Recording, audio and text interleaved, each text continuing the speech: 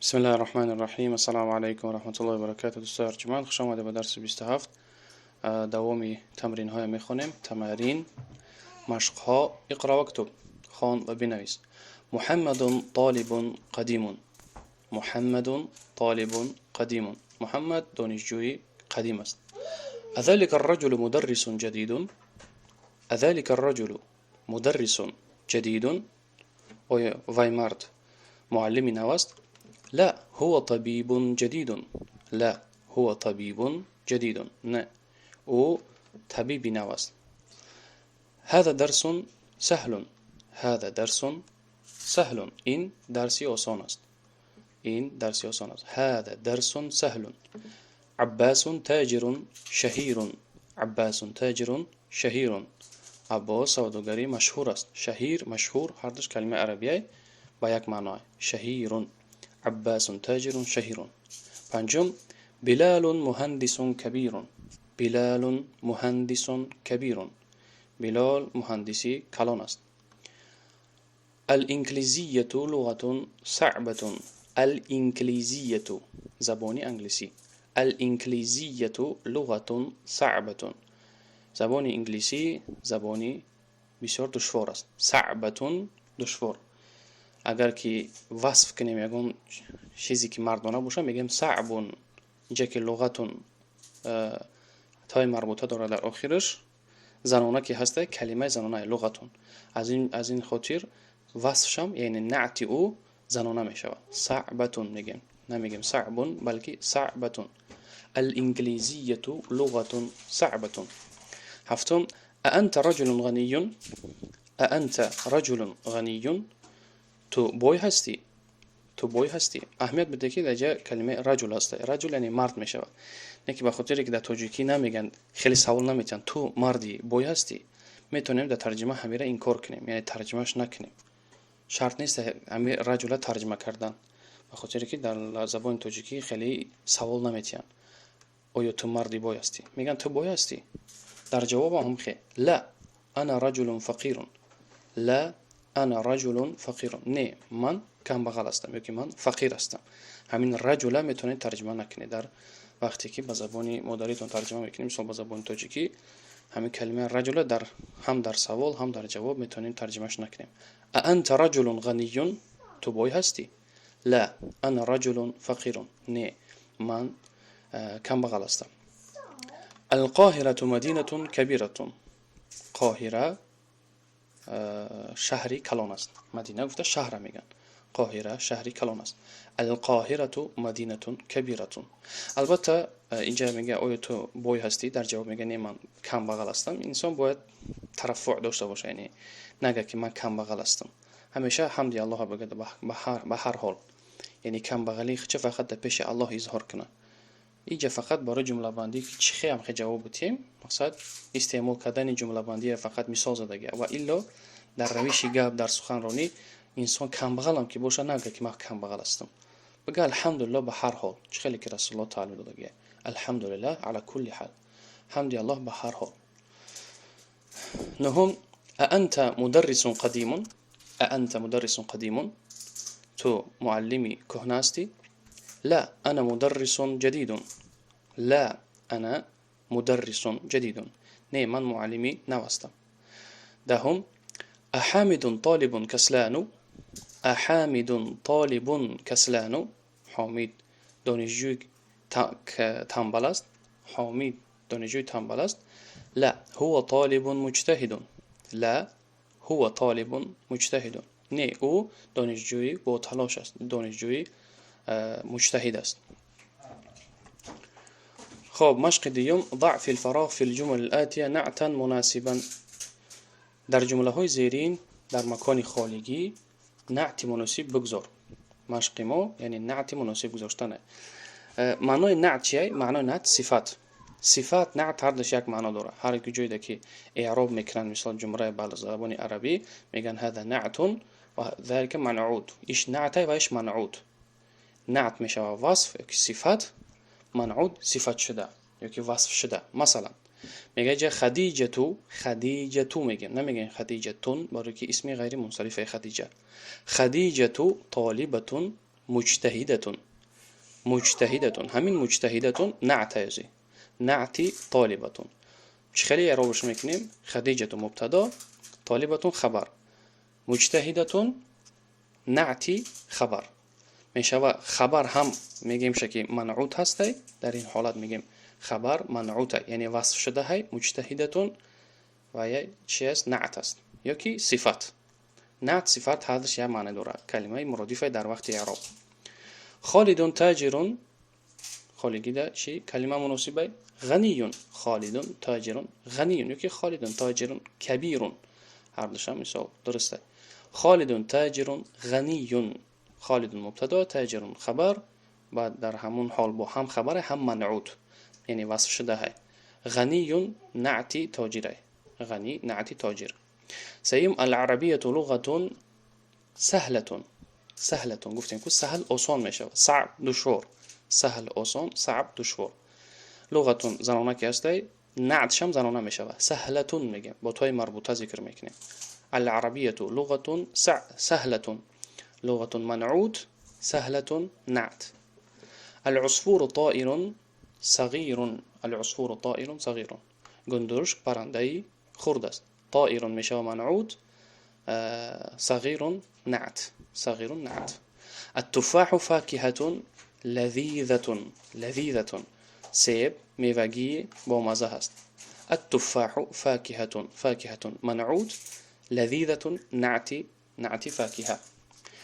ششم أنا مدرس جديد. أنا مدرس جديد مدرس منعوت جديد نعت. محمد طبيب. محمد طبيب شهير. محمد طبيب شهير مثلا طبيب منعوت شهير نعت چیست نعت طبيب شهير مشهور میشه. الإنجليزية لغة صعبة. الإنجليزية لغة صعبة لغة منعوت صعبة نعت صعبة نعت. أأنت طالب. أأنت طالب جديد. أأنت طالب جديد یک میتونیم أأنت طالب قديم هر دوشم سوالی درسته. أأنت طالب قديم آیا تو دانشجوی نو هستی اوکی آیا تو دانشجوی کهنه هستی. أأنت طالب قديم طالب منعوت قديم نعت اوکی طالب منعوت جديد نعت. القاهرة مدينة كبيرة. القاهرة مدينة كبيرة مدينة منعوت كبيرة نعت كبيرة نعت. سيوم میگم مشق ضع في المكان الخالي في الجمل الآتية منعوتا مناسبا. در اینجا علاقه یعنی مشق گذاشته ده ما نعت میگذاشتیم در جای خالگی. در اینجا میگه در جمله بافیه جای خالگی ده ما باید منعوتی مناسب بگذاریم. گفتیم که منعوت یعنی وصف شده. مثلا العربیه سهلة ببینید جای خالگی ده باید کلمه مناسب بگذاریم یعنی منعوتی مناسب بگذاریم. هذه سهلة نعت های منعوتش چی میشه. العربیه لغة گذاشتیم که چند بار همین جمله بافیه ما چند بار گذاشتیم. العربیه لغة سهلة عربی لغتی آسان است. عربی زبانی آسان است. انا میگه قدیم. انا قدیم جای خالگی ده منعوتی مناسب میگذاریم. قدیم چیه نعت. انا مدرس یکی انا طالب قدیم. انا طالب قدیم من دانشجوی قدیم هستم. قدیم چی بوده است نعت طالب منعوت. در اینجا فقط منعوت میگذاریم یعنی جای خالگی ده باید ما منعوتی مناسب بگذاریم وصف شده. عمار عمار غنی میگه. عمار یعنی منعوتش چیه تاجر. عمار تاجر غنی. عمار سوداگری بوی است. تاجر منعوت غنی نعت. هذا مكسور. هذا مكسور چی تغری میگیره قلم مثلا هذا قلم مكسور.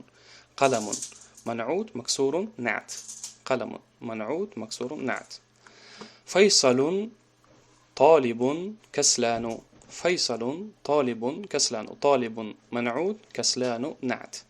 کسلانو یعنی چیکار تنوین نمیگذاریم به خاطر که در وزن فعلانه از روی صرف اگر بگیریم وزن فعلان هر چیزی که در وزن فعلانه او تنوین نمیگیره.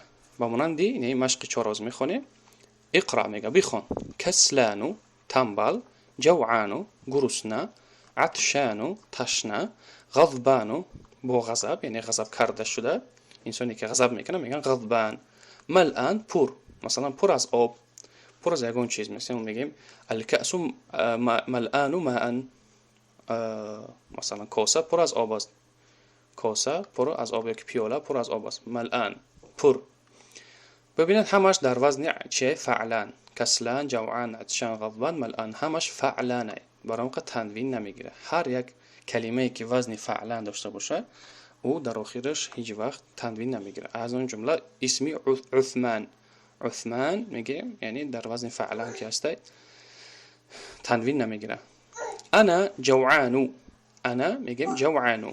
ببینید در جت زمان که داره ما هم در جت زمان میگذاریم. انا جوعانو، من گرسنه هستم.